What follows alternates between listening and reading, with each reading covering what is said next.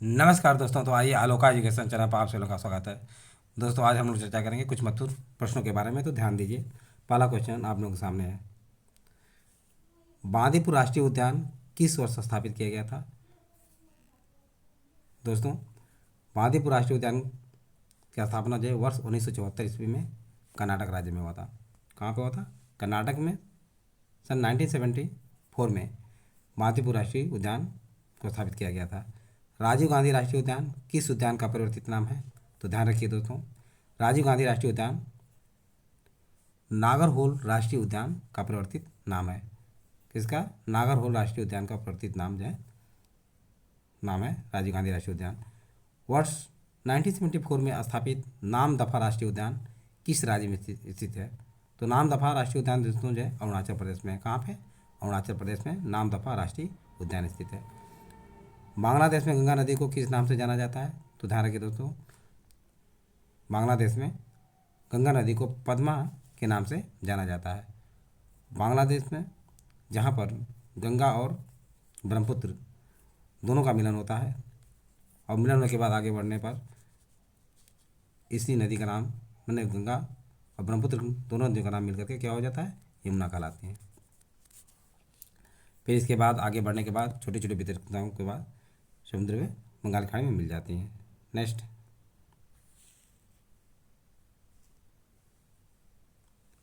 गंगा की वह सहायक नदी कौन सी है जिसका उद्गम मैदानी भागों में हुआ है?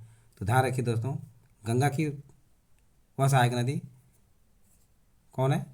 गोमती है। कौन है? गोमती नदी है जो पीलीभीत से निकल करके पीलीभीत से निकलती है, और ये आकर के कहाँ पर? गाजीपुर में, गाजीपुर सैदपुर के पास जो है गंगा नदी में मिल जाती है। किस नदी को दक्षिण भारत की गंगा या वृद्ध गंगा के नाम से जाना जाता है? तो ध्यान रखिए दोस्तों, जो है दक्षिण भारत में गोदावरी नदी को गंगा या वृद्ध गंगा के नाम से जाना जाता है। ओंकारेश्वर परियोजना किस नदी पर स्थित है? तो ध्यान रखिए दोस्तों, ओंकारेश्वर परियोजना जो है नर्मदा नदी पर स्थित है। भारत में प्रथम जल विद्युत संयंत्र की स्थापना कहाँ की गई? तो दार्जिलिंग में। कहाँ? पश्चिम बंगाल के दार्जिलिंग में भारत में प्रथम जल विद्युत संयंत्र की स्थापना की गई थी। नेक्स्ट, भारतीय दलहन अनुसंधान संस्थान कहाँ पर स्थित है? तो ये उत्तर प्रदेश के कानपुर जिले में भारतीय दलहन अनुसंधान संस्थान स्थित है। भारत में काला सोना के रूप में कौन सा मसाला जाना जाता है? तो ध्यान रखिए दोस्तों, जो है केरल को यानी केरल राज्य में मसाला सबसे ज़्यादा उत्पादित किया जाता है, और यहीं पे काली मिर्च यानी भारत में काला सोना के रूप में किसे जाना जाता है? काली मिर्च को। केरल को मसालों का राज्य भी कहा जाता है। रेडियो सक्रियता की माप किसके द्वारा की जाती है? गीगर काउंटर के द्वारा जो है रेडियो सक्रियता की माप की जाती है। तेल के कुओं के अध्ययन एवं पाइपलाइनों में रिसाव का पता लगाने में किसका प्रयोग किया जाता है? तो ध्यान रखिए दोस्तों, तेल के कुओं के अध्ययन एवं पाइपलाइनों में जो तेलों का रिसाव होता है उसका पता लगाने के लिए किसका प्रयोग किया जाता है? तो आइए जानते हैं, सोडियम 24 का। किसका? सोडियम 24 का जो है प्रयोग किया जाता है। सोडियम 24 का प्रयोग करके तेल के कुओं के अध्ययन पाइपलाइनों में जो रिसाव होता है उसका पता लगाया जाता है। प्रकाश संश्लेषण की प्रक्रिया के ध्यान प्रकाश संश्लेषण की प्रक्रिया में किसका प्रयोग किया जाता है? प्रकाश संश्लेषण की प्रक्रिया में किसका प्रयोग किया जाता है? तो फास्फोरस 32 का। किसका प्रयोग किया जाता है? फास्फोरस 32 का प्रयोग जो है दोस्तों ध्यान रखिए प्रकाश संश्लेषण की प्रक्रिया में प्रयोग किया जाता है। यूरिया उर्वरक के उत्पादन के लिए किस गैस का प्रयोग किया जाता है? तो ध्यान रखिए दोस्तों, यूरिया उर्वरक के उत्पादन में कार्बन डाइऑक्साइड गैस का प्रयोग किया जाता है। नेक्स्ट, धूम्र पर्दे जिनका प्रयोग युद्ध में छिपने एवं शत्रु को धोखा देने के लिए किया जाता है किस पदार्थ से बने होते हैं? तो टाइटेनियम ऑक्साइड के बने जो होते हैं। यानी धूम्र पर्दे किसके बने होते हैं? टाइटेनियम ऑक्साइड, जो कि युद्ध में छिपने एवं शत्रु को धोखा देने के लिए किया जाता है। किसका बना होता है? टाइटेनियम ऑक्साइड का। किलोसिस नामक रोग किस विटामिन की कमी से होता है? तो आइए जानते हैं दोस्तों, विटामिन B2 के कमी के कारण किलोसिस नामक रोग होता है। मनुष्य की खोपड़ी में कितनी अस्थियाँ पाई जाती हैं, हड्डियाँ होती हैं? तो 29। नेक्स्ट, मानव भ्रूण में हृदय स्पंदन कब प्रारंभ होता है? तो ध्यान रखिए दोस्तों, मानव भ्रूण में हृदय स्पंदन जो है विकास के चौथे या पाँचवें सप्ताह में प्रारंभ होता है। अस्थियों में मुख्यतः कौन से अकार्बनिक पदार्थ पाए जाते हैं? तो अस्थियों में यानी हड्डियों में कौन से अकार्बनिक पदार्थ पाए जाते हैं? तो कैल्शियम तथा मैग्नीशियम फास्फेट। कैल्शियम तथा मैग्नीशियम फास्फेट जो है हड्डियों में मुख्यतः जो है पाए जाते हैं। मानव शरीर के किस अंग में सबसे अधिक अस्थियों की संख्या होती है? तो हाथ में। मानव शरीर के हाथ में सबसे अधिक हड्डियां पाई जाती हैं। किस चीनी यात्री ने चंद्रगुप्त मौर्य के राजा प्रसाद महाराज महल को देव निर्मित बताया? क्या बताया? देव निर्मित बताया है। तो दोस्तों चंद्रगुप्त मौर्य के शासनकाल में मेगास्थनीज भारत आया था। कौन आया था? मेगास्थनीज, जो कि सेल्यूकस निकेटर का राजदूत था। लेकिन फायान चंद्रगुप्त विक्रमादित्य गुप्त काल में भारत आया था। चंद्रगुप्त विक्रमादित्य के शासनकाल में भारत आया था। और फायान ने ही बताया था कि चंद्रगुप्त मौर्य का राजा प्रसाद महल जो है देव निर्मित है। नेक्स्ट, 50 संसार के लेख किस चीनी यात्री की रचना है? जिसे सी यू की कहा गया। सी यू की ये वेनसांग की रचना है। वेनसांग चीनी यात्री था जो 629 में भारत में भ्रमण करने के लिए आया था। यह हर्षवर्धन के शासनकाल में भारत आया था और इसके समय में वेनसांग के समय में ही वेनसांग को यात्रियों का राजकुमार भी कहा जाता है। वेनसांग के समय हर्षवर्धन का शासनकाल था और हर्षवर्धन के समय में ही वेनसांग जो है वेनसांग चीनी यात्री भारत भ्रमण के लिए आया था। ये नालंदा विश्वविद्यालय में इसने अध्ययन भी किया था। देखिए नेक्स्ट क्वेश्चन देखिए, चारकोलिथिक, ये लिथिक है दोस्तों, धी नहीं है। लिथिक युग को किस अन्य नाम से जाना जाता है? तो चारकोलिथिक युग को ताम्र पाषाण के नाम से भी जाना जाता है। भारत में जीवाश्म का एकमात्र प्रमाण कहाँ मिला है? तो भारत में जीवाश्म का एकमात्र प्रमाण जो है शिवालिक की पहाड़ियों में से प्राप्त हुआ है।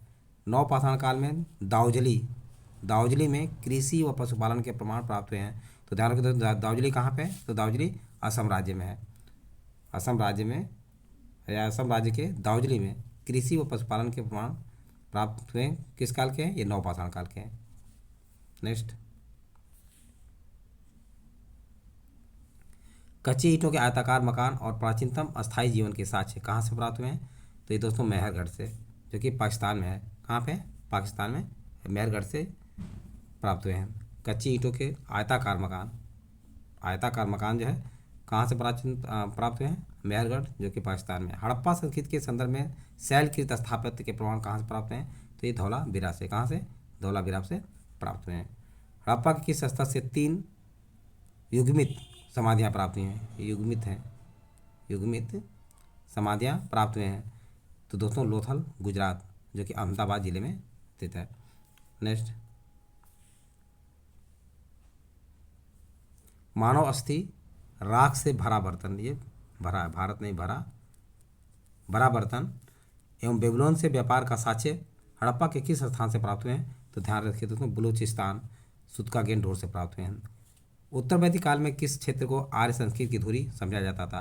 तो उत्तर वैदिक काल में दोस्तों जो है अंग एवं मगध को आर्य संस्कृति की धुरी समझा जाता था, क्योंकि अंग और मगध सबसे प्रतापी यहाँ पे शासक हुए और ये राज्य जो है समृद्ध है। माई लाइफ इज कॉमरेड किसकी रचना है? तो माई लाइफ इज कॉमरेड जो शोभना भारती की रचना है, अदिति पाठक। नेक्स्ट, गांधी शांति पुरस्कार 2021 किसे दिया गया?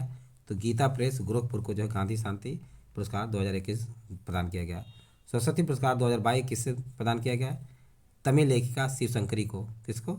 तमिल लेखिका शिवशंकरी को उनकी आत्मकथा सूर्यवंशम के लिए प्रदान किया गया। भारत के राष्ट्रपति द्रौपदी मुर्मू को grand order of the chain of the yellow star सर्वोच्च नागरिक पुरस्कार किस देश द्वारा प्रदान किया गया? तो दोस्तों ध्यान रखिए सूरीनाम के द्वारा प्रदान किया गया। नेक्स्ट, किस राज्य सरकार में 2023 में स्वच्छ मुख्य अभियान के लिए इस्माइल अम्बेडकर 5 वर्ष के लिए सचिन को चुना गया? तो महाराष्ट्र सरकार द्वारा जब 5 वर्ष के लिए सचिन को अम्बेडकर के रूप में चुना गया। किसके लिए? 2023 में स्वच्छ मुख्य अभियान के लिए इस्माइल अम्बेडकर 5 वर्ष के लिए सचिन को चुना गया। भारत के किस खिलाड़ी को leading T20 cricketer of the world Wisden ने घोषित किया? सूर्य कुमार यादव को। सूर्य कुमार यादव जो है उत्तर प्रदेश के क्रिकेटर हैं। हाल ही में पुलिस में सर्वाधिक महिला भागीदार वाला राज्य कौन सा है? तो ये दोस्तों बिहार है। नेक्स्ट, गया की फल्गु नदी पर बने देश के सबसे लंबे रबर डैम की लंबाई कितनी है? तो 411 मीटर है। यहीं पे गया में ही महात्मा बुद्ध को ज्ञान प्राप्त हुआ था। क्या हुआ था? महात्मा बुद्ध को गया में ही ज्ञान प्राप्त हुआ था, बौद्ध वृक्ष के नीचे। विश्व जैव ईंधन दिवस का मुख्य थीम क्या है? कार्बन तटस्थ विश्व की ओर जैव विधान। कार्बन तटस्थ विश्व की ओर जैव विधान। 30 जून 2023 अंतर्राष्ट्रीय संसदीय दिवस का मुख्य थीम क्या है? तो ग्रह के लिए संसद इसका अंतर्राष्ट्रीय संसदीय दिवस ने मुख्य थीम है। क्या है मुख्य थीम? क्या है? ग्रह के लिए संसद। भारत में कौन सा राष्ट्रीय उद्यान पक्षियों के स्वर के नाम से प्रसिद्ध है? केवलादेव राष्ट्रीय उद्यान, जो कि राजस्थान के भरतपुर में स्थित है, इसे पक्षियों के स्वर के नाम से जाना जाता है। नेक्स्ट,